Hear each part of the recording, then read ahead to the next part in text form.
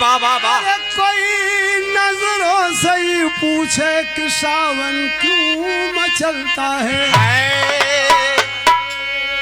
बरसों घनश्याम तू हवा, अरे वाह वाह वाह। जहाँ घनश्याम बसते हैं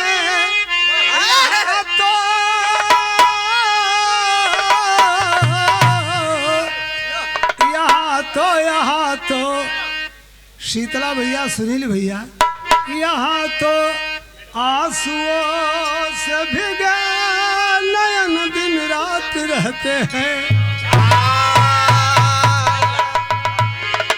अरे पिया परदेसिया न हो, पिया परदेसिया, पिया परदेसिया कसुधिया सतावले, पिया परदेसिया कसुधिया सतावले, चिट्ठियों नयावले ना।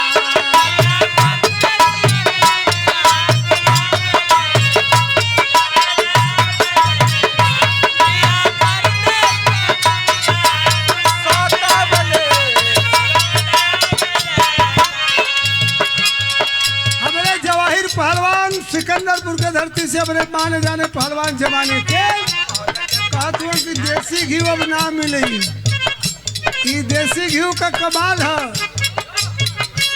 उठे ही हिलोर हिलोर हिलोर हिलोर, उठे ही हिलोर सिहर जाला पोर पोर,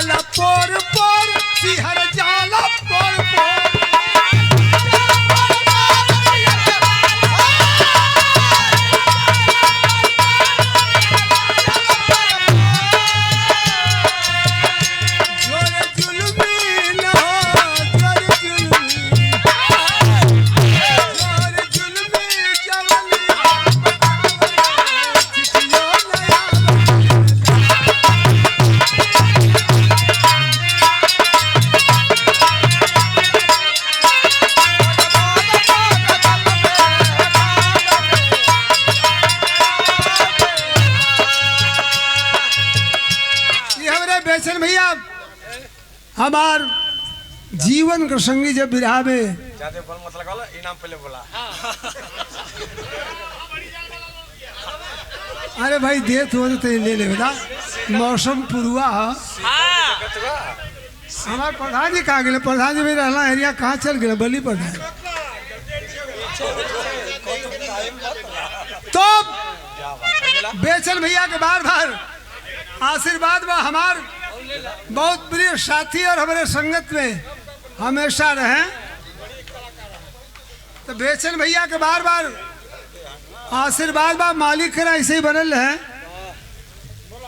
तो वही बात पर कि जोर जुल्मी जवनिया मचावले, चिट्ठियों नयावले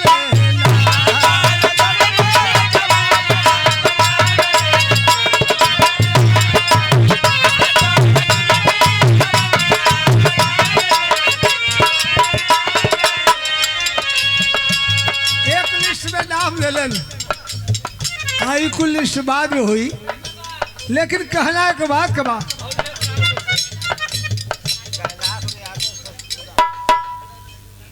एक कैलाश यादव हमरे आप सतपुरा के धरती से हमारे तरफ से बार बार कैलाश भैया के आशीर्वाद में मालिक करें, सुखी रहें और लाइन हो।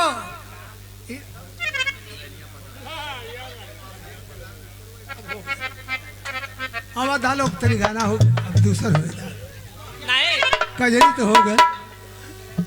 अब दा हवा पहलवानी धरवा ये हमारे राकेश जी, अरे वो छोड़ा बदवा बहुत सम्मान आप लोगों की तरफ से मिलल। और एक लाइन कजरी भी मौज मस्ती के लिए हो गए आप लोगों के, लेकिन कहना एक बात कबा हमारे कल्लू पहलवान आवा जल्दी से। कि पिया परदेसिया न हो पिया परदेसिया पिया परदेसिया का सुधिया भुलावल पिया परदेसिया का सुधिया सतावल चिट्ठियों नया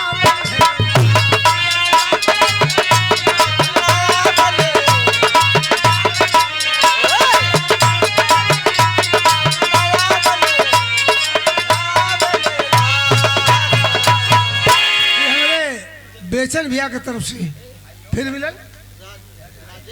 हाँ, बेचन भैया की तरफ से कई बार पुरस्कार मिले।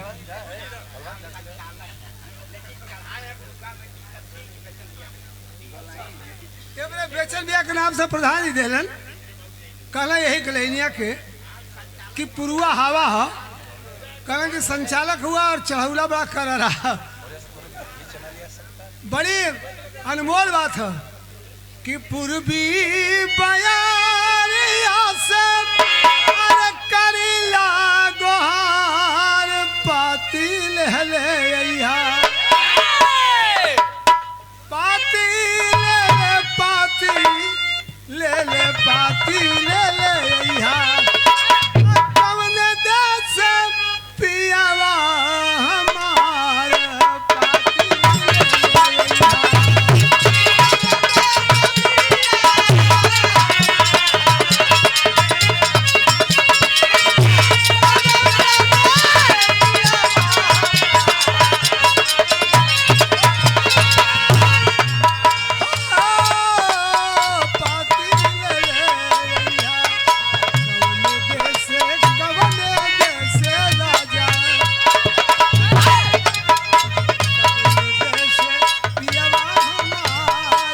पाती